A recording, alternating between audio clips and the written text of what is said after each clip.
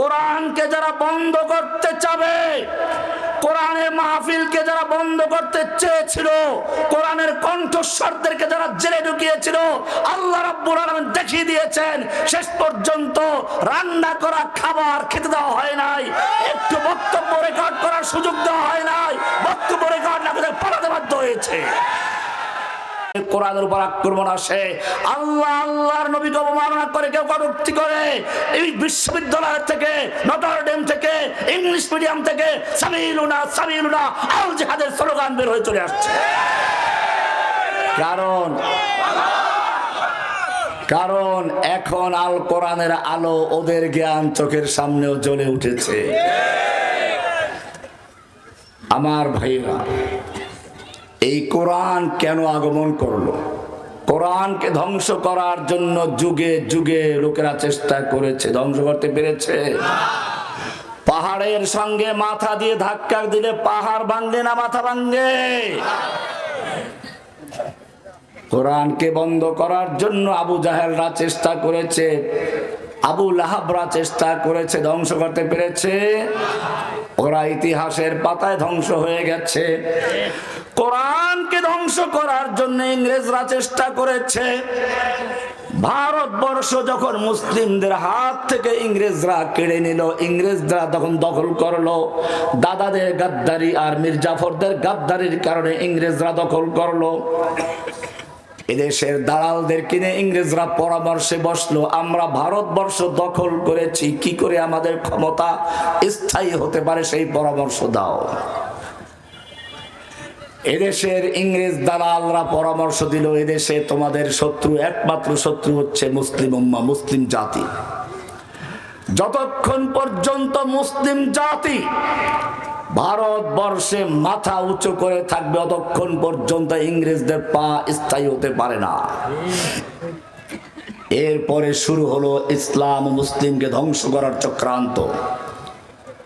Doctor Thomson লেখেন, দিল্লির চাঁদনি চক থেকে খয়বর পর্যন্ত ট্রাঙ্ক বিশ্ব রোড সহ যতগুলো বড় বড় রাস্তা ছিল, রাজপথগুলোর গাছের রাস্তার দুপাশে এমন কোন গাছ ছিল না যেই গাছের প্রত্যেকটা ডালে ডালে এক একজন আলেমকে ফাঁসিতে ঝুলানো না হয়েছিল। ওলামায়ে কেরামদেরকে শুকুরের চামড়ার ভিতরে ঢুকিয়ে ঘোড়ার পায়ের সঙ্গে বেঁধে দিয়ে দৌড়ানো হয়েছে। ওলামায়ে কেরামদেরকে হত্যা করা হলো, অনেক আলেমদেরকে আন্দামান দ্বীপে নির্বাসন দেওয়া হলো। এরপরেও লক্ষ লক্ষ কোরআনে কারিমকে দিল্লি শাহী মসজিদের চত্বরে এনে একসাথে আগুন দিয়ে পুড়িয়ে দেওয়া হলো। মাদ্রাসাগুলোকে ঘোড়ার আস্তাবল বানানো হলো, মসজিদগুলোকে পুড়িয়ে দেওয়া হলো।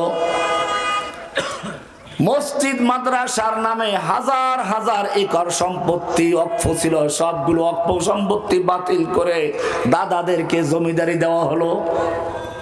এই যে দেখেন না, দাদারা বিভিন্ন স্কুল কলেজের নাম তাদের নামে করেছে, এটা ওদের বাপ দাদার জমি নয়। মুসলিমদের মাদ্রাসা মসজিদের অক্ষ সম্পত্তি ইংরেজদের দালালি করে তাদের নামে লিখিয়ে নিয়েছিল, তারপরে সেখান থেকে তাদের নামে স্কুল কলেজ করেছে। এদেশ ওদের নয়। এরপরেও যখন দেখলো যে না, ভারতবর্ষের থেকে ইংরেজ বিরোধী আন্দোলন থেমে যাচ্ছে না, বরং দাবানলের মতো জ্বলে উঠছে, তখন তারা আবার পরামর্শে বসলো।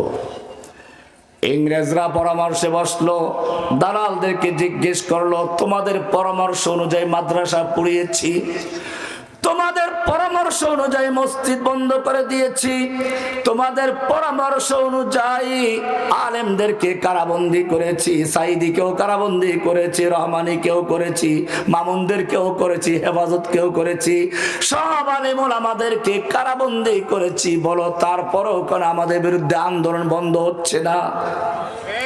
অবশ্য ওই সময় আমরা ছিলাম না, আমাদের ওস্তাদরা ছিলেন। ওলামায়ে দেওবন্দের বড় বড় আকাবেরদেরকে হত্যা করা হয়েছে। আপনারা দেওবন্দের কয়েকজন আলেমের নাম তো সবাই জানেন। ইংরেজদের বিরুদ্ধে তারা স্বাধীন একটা রাষ্ট্র গঠন করেছিল।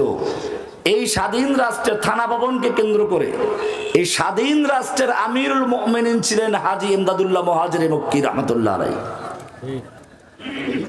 ওই স্বাধীন রাষ্ট্রের প্রধান সিফা সালার ছিলেন দেওবন্দের প্রতিষ্ঠাতা কাসেম নানতুবি রহমাতুল্লাহ আলাইহি। ওই স্বাধীন রাষ্ট্রের প্রধান কাজীউল কোজাত, প্রধান বিচারপতি ছিলেন রশিদ আহমদ গঙ্গুহি রহমাতুল্লাহ আলাইহি।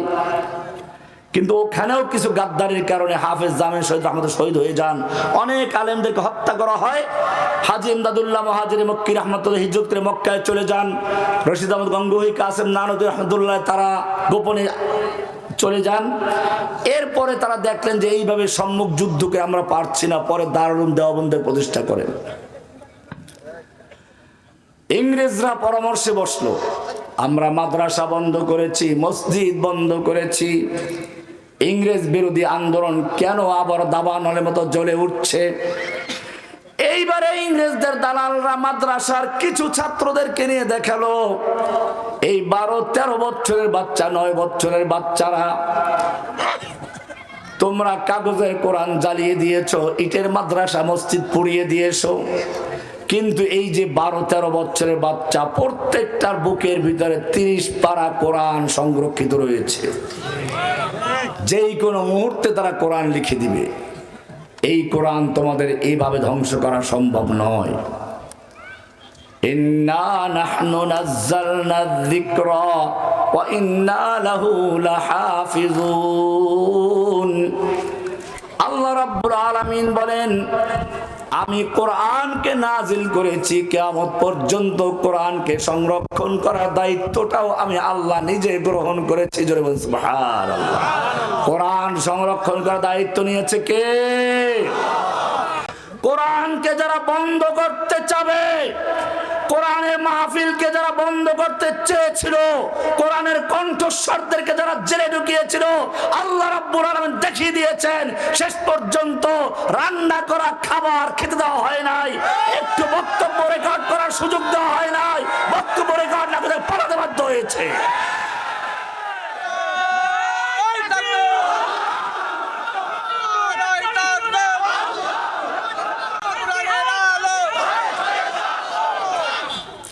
শুনুন, এরপরে ইংরেজদের যে চক্রান্ত সেটা ছিল আরো মারাত্মক। এটাই বাংলাদেশে আমাদের বিগত সরকার চেষ্টা করেছিল, এই কথাটা বলার জন্য ভূমিকা টেনেছে।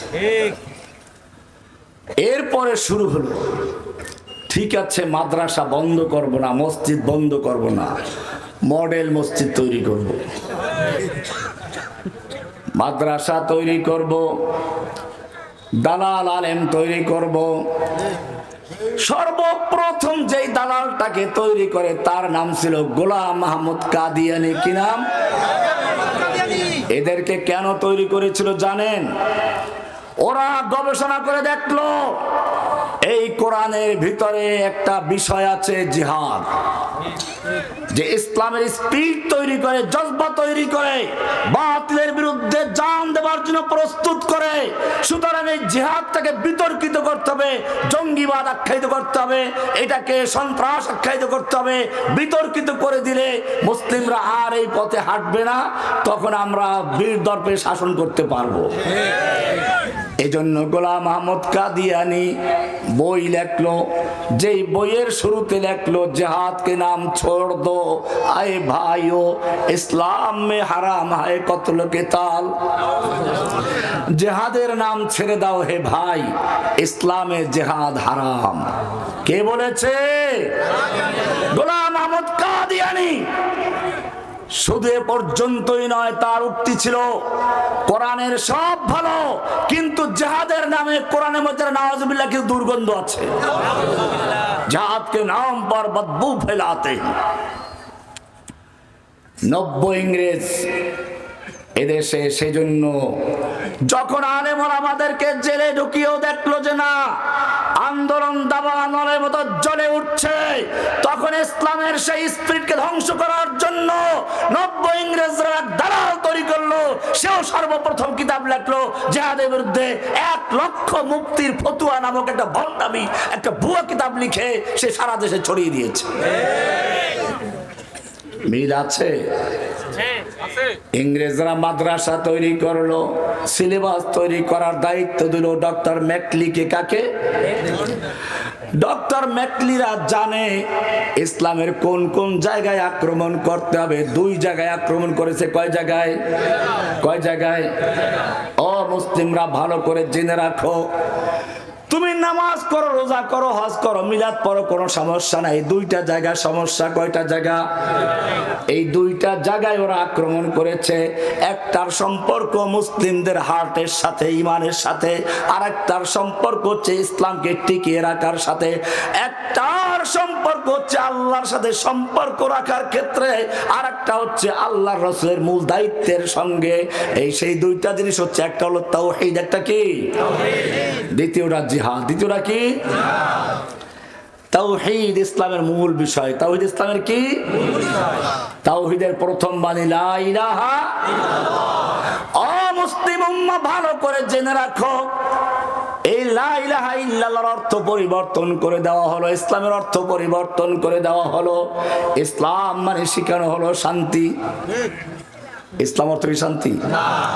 মাদ্রাসায় যে একটা বাচ্চা বাচ্চা পোলাপান মিজান মুন সাহেব পড়ে, তারাও জানে আল ইসলাম মুসলমান সুদান ওয়া গারদান নিহাদান বাতাত। ইসলাম মানে হচ্ছে আত্মসমর্পণ করা। কার সামনে? ব্যক্তি জীবনে, পারিবারিক জীবনে, সামাজিক জীবনে, রাষ্ট্রীয় জীবনে, আন্তর্জাতিক জীবনে, সব ক্ষেত্রে এক আল্লাহর বিধানের কাছে আত্মসমর্পণ করার নাম কি? إذ قال له ربه أسلم قال أسلمت لرب العالمين। জোরে বলেন সুবহানাল্লাহ। আল্লাহ রাব্বুল আলামিন বলছেন, إذ قال له ربه أسلم। ইব্রাহিম আলাইহিস সালামকে আল্লাহ বলছেন আসলিম, ও ইব্রাহিম তুমি ইসলাম কবুল করো।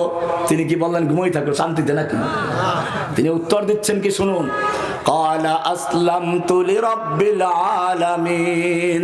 সঙ্গে সঙ্গে ইব্রাহিম উত্তর দিলেন আসলামতু লিরাব্বিল আলামিন, আমি আমার সবকিছু আত্মসমর্পণ করছি। ব্যক্তি জীবন, পারিবারিক জীবন, সামাজিক জীবন, রাষ্ট্রীয় জীবন, সব ক্ষেত্রে এক মহাবিশ্বের স্রষ্টা, মহাবিশ্বের বিধানদাতা, আইনদাতা, রক্ষাকর্তা, পালনকর্তা, সৃষ্টিকর্তা যিনি মহান রব্বুল আলামিন, আমি তার কাছে আত্মসমর্পণ করছি। মুসলিমের আত্মসমর্পণ কার কাছে? এটাই লা ইলাহা ইল্লাল্লাহ।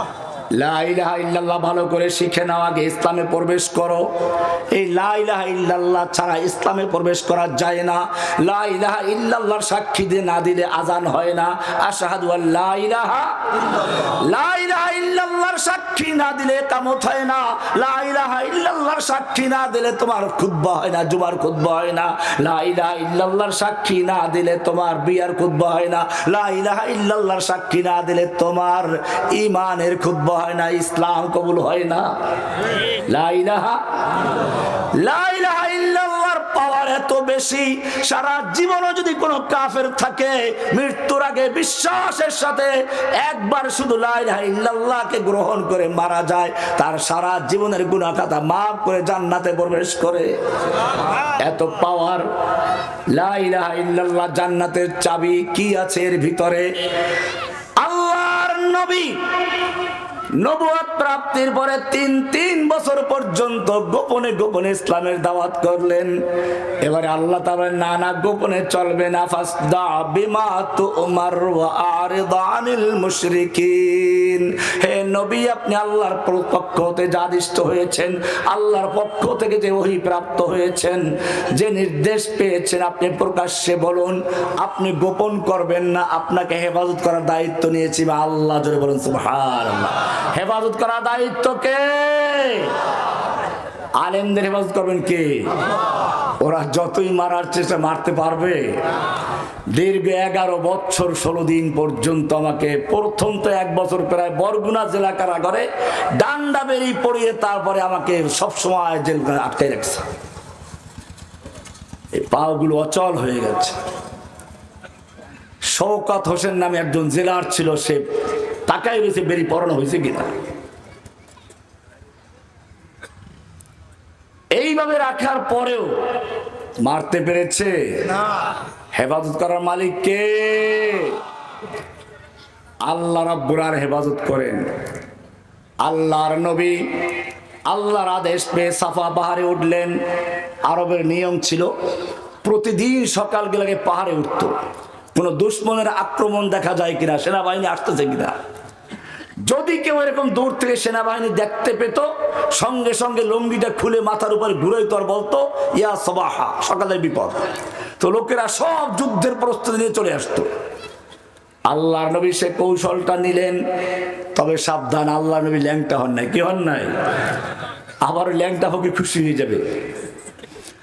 ও মুসলিম, ভালো করে জেনে রাখো, তোমার নবী সারা জীবনে কোনোদিন কাপড় খোলেন নাই, উলঙ্গ হন নাই।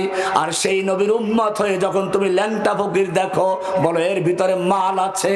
যেই লোকটা আল্লাহর নবীর আদর্শকে ত্যাগ করলো, যে আল্লাহর হুকুম অমান্য করলো, সে আল্লাহর শয়তানের ওলি। রোগী হইলে ভিন্ন কথা। যদি দেখে মাথায় জট আর গায়ে চট, দাঁতে দুর্গন্ধ, কয় আল্লাহর ওলি।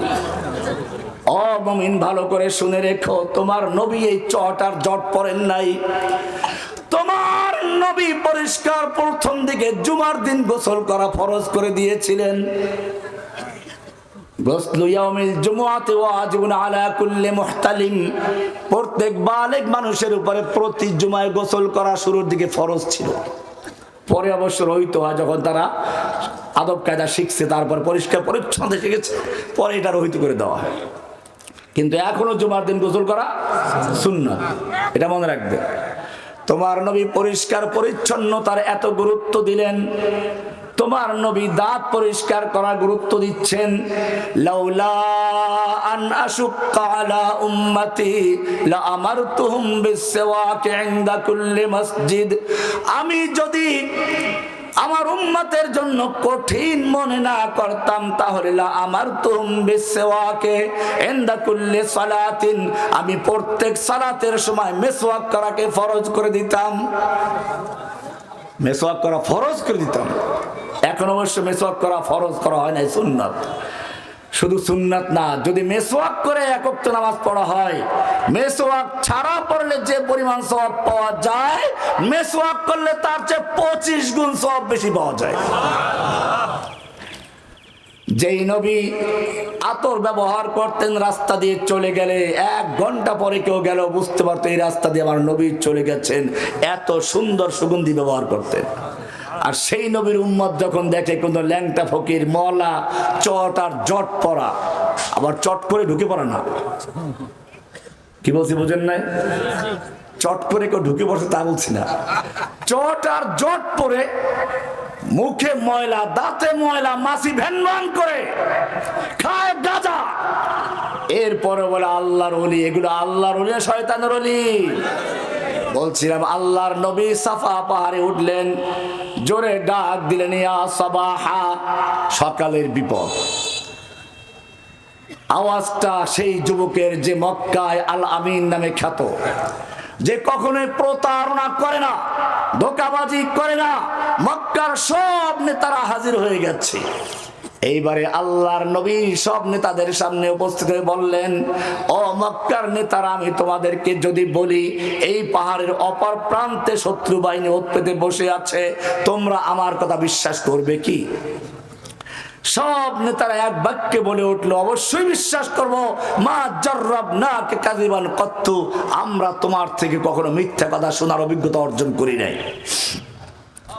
এইবারে আল্লাহর নবী বললেন, ওহে মক্কার নেতারা শোনো, লাউ কুলতুম কালিমাতান ওয়াহিদাতান, যদি একটা কথা বিশ্বাস করো, একটা কথা মেনে নাও, তামলুকুনা বিহাল আরব, গোটা আরব দেশের মালিক বনে যাবে। ওয়া তাদিনু লাকুমুল আজম, অনারব বিশ্ব তোমাদের দিন ধর্ম গ্রহণ করবে। মাত্র একটা কথা বলো, তাহলে তোমাদের নেতৃত্ব, তোমাদের কর্তৃত্ব, তোমাদের মালিকানা গোটা আরব দেশে প্রতিষ্ঠিত হবে, গোটা বিশ্বের মানুষ তোমাদের দিন গ্রহণ করবে। কয়টা কথা? মক্কার আবু জাহালরা এখনো খুশি না বেজার? খুশি হলো, খুব খুশি এখনো। কারণ একটা কথা মানলে ওদের গোটা দেশের উপর নেতৃত্ব চলে আসবে, মালিক হয়ে যাবে। আবু জাহেল দাঁড়িয়ে বলল, মুহাম্মদ তাড়াতাড়ি বলো, আর সহ্য হচ্ছে না, একটা কথা মানলে পরে যদি গোটা বিশ্বের মালিকানা আমাদের সামনে চলে আসে, ওয়ালাউ বিআশারা, একটা নয় 10টা মানবো, বলো তাড়াতাড়ি। এইবারে আল্লাহর নবী সেই ঐতিহাসিক ঘোষণা দিলেন, ইয়া আইয়ুহান নাস কুলু লা ইলাহা ইল্লাল্লাহ তুফলিহুন তা'বুদুনাল্লাহ ওয়াহদাহু ওয়া তাখলাউনা মা তা'বুদুনা মিন দুনিল্লাহ। সেই একটা কথা হচ্ছে লা ইলাহা ইল্লাল্লাহ। লা মানে নেই, ইলাহ মানে কোনো মাবুদ যার আনুগত্য করা যায়, যার পূজা করা যায়, যার উপাসনা করা যায়, যার হুকুম মানা যায়, যার কাছে প্রার্থনা করা যায়, যার নামে দোয়া করা হয়, যার নামে পশু জবাই করা হয়, যে সন্তান দেওয়ার মালিক, যে মকসুদ পূরণ করার মালিক। লা ইলাহা, নেই কোন এরকম ইলাহ, কে সব বাতিল, ইল্লাল্লাহ, একমাত্র আল্লাহ ছাড়া। আল্লাহর নবী জানিয়ে দিলেন, একটা বিল্ডিং এ যেরকম পুরাতন বিল্ডিং রং করতে গেলে আগে মানুষেরা পুরাতন রংটা ঘষে মেজে ধুয়ে মুছে পরিষ্কার করে এরপরে নতুন রং করে, ঠিক তেমনি ভাবে লা ইলাহার মানে হচ্ছে লা ইলাহা, অন্তর থেকে যত গায়রুল্লাহ আছে, যত পচা গায়রুল্লাহ আছে, খাজা বাবা, গাজা বাবা, লেংটা বাবা, দরগাওয়ালা, দুর্গাওয়ালা, গেসু দারাজ, জুলফে দারাজ, দরবেশ বাবা, যত বাবা আছে, অন্তর থেকে সব উল্লেখ করে সবগুলো উৎখাত করে দিয়ে পরিষ্কার পরিচ্ছন্ন করে শুধু একজনকে বসাবে, তার নাম কি? লা ইলাহা ইল্লাল্লাহ। এটার নাম তাওহীদ। এর নাম কি? তাওহীদ। এটা হচ্ছে এক, এটার নাম কি? তাওহীদ মানে এক। তাওহীদ মানে কি? এক। কিরকম? তুমি শূন্য রাখলে একটা শূন্য কোনো মূল্য আছে? আরো শূন্য, আরো শূন্য, আরো শূন্য, কোনো মূল্য নেই। 1,00,000 শূন্য লেখলেও কোনো মূল্য নেই। এবারে তুমি একটা এক লেখলা, এক, এরপরে একটা শূন্য দিলে কত হয়ে গেছে? আর এক শূন্য কত হলো? 100। আর এক শূন্য কত? 1000। আর এক শূন্য কত? 10,000। আর এক শূন্য কত? 1,00,000। এক যখন শুরুতে আছে, এবারে তুমি ডান দিকে যত শূন্য বসাও, সব শূন্যগুলো একের মূল্য তত বৃদ্ধি করতে থাকবে, ঠিক কিনা? ও মুসলিম, তোমারও সেইরকম অন্তর দিয়ে এক থাকে, এক লা ইলাহা, সব কিছু বা উৎখাত করে দিয়ে এক আল্লাহর হুকুম মানবো, এক আল্লাহর কথা মতো চলবো, এক আল্লাহর বিধান কায়েম করব, এক আল্লাহর জন্য জীবন দেব, এক আল্লাহর জন্য মরবো। কুল ইন্না সালাতি ওয়া নুসুকি ওয়া মাহইয়ায়া ওয়া মামাতি লিল্লাহি রাব্বিল আলামিন। ও মুমিন, তুমি বলো, আল্লাহ বলছেন বলো, কুল বলো, ইন্না সালাতি ওয়া নুসুকি, নিশ্চয় আমার সালাত, আমার কুরবানি, আমার ত্যাগ, আমার জীবন, আমার মরণ সব কার জন্য? ওয়াল আউয়াল ওয়াল আখির ওয়াল যাহির ওয়াল বাতিন, তিনি আমার জাহির, তিনি বাতিন, তিনি শুরু, তিনি শেষ, তিনি কে? লা ইলাহা ইল্লাল্লাহ। এইটা যদি স্থিরভাবে বসাইতে পারেন, তারপরে আপনি যত আমল করবেন সব ওই একের মূল্য বাড়াবে, ঠিক কিনা? ওইটা না থাকলে আপনি যত তাহাজ্জুদ পড়েন, যত কোরআন পড়েন, আর যত মসজিদ তৈরি করেন, সব জিরোর কোনো মূল্য নাই। এক লোক রাস্তায় একটা সুন্দরী মেয়ে পাইছে, ধরে নিয়ে আসছে, এনে তাকে উযু করায়, গোসল করায়, কোরআন পড়ায়, বোরকা পড়ায়, জায়নামাজ বিছাই দিয়ে নামাজ পড়ায়, তাহাজ্জুদ পড়ায়, হজ করায়, উমরা করায়, সব কঠোর শরিয়া মেনে খাস পর্দা করে ঘর সংসার করছে, মাগার বিয়ে করে নাই। কি করে নাই? কি করে নাই? বিয়ে করে নাই। বাকি সব ঠিক আছে। আপনারা বলুন, বিয়ে করা ছাড়া এই কোরআন পড়া, ঘর শরিয়াত মেনে ঘর সংসার করা, বোরকা পড়ার কোনো অর্থ আছে?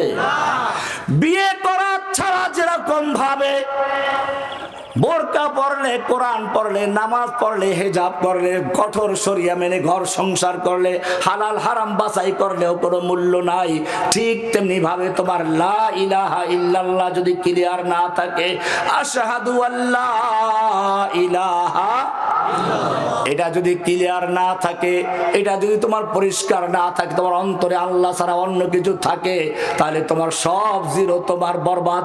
ওইটা যদি ঠিক থাকে তাহলে তোমার সব ঠিক আছে, তুমি যা করো।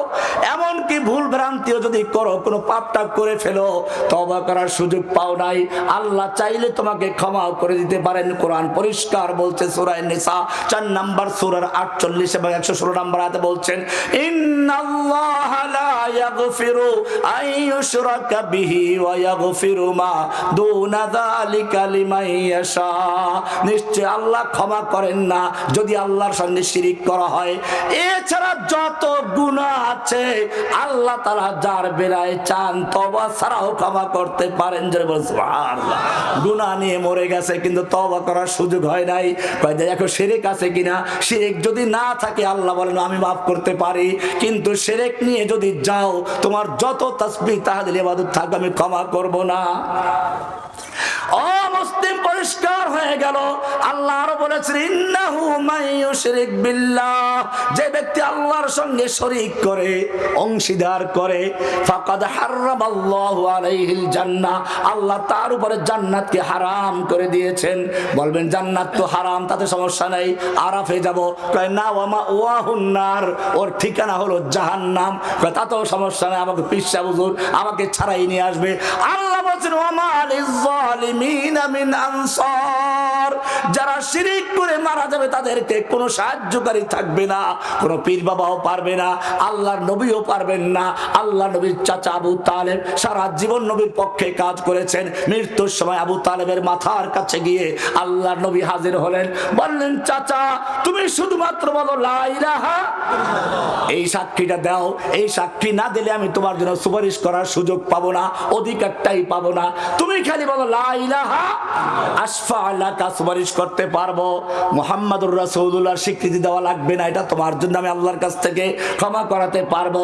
কিন্তু লা ইলাহা ইল্লাল্লাহর অংশ যদি না থাকে, তুমি যত বড় উপকার করে থাকো, আমার জন্য যত কাজ করে থাকো, কোনো কাজে আসবে না। আবু তালেব সব বুঝতো, সব জানতো, কিন্তু তার পাশে আছে আবু জাহেল, আবু লাহাব, মক্কার নেতারা।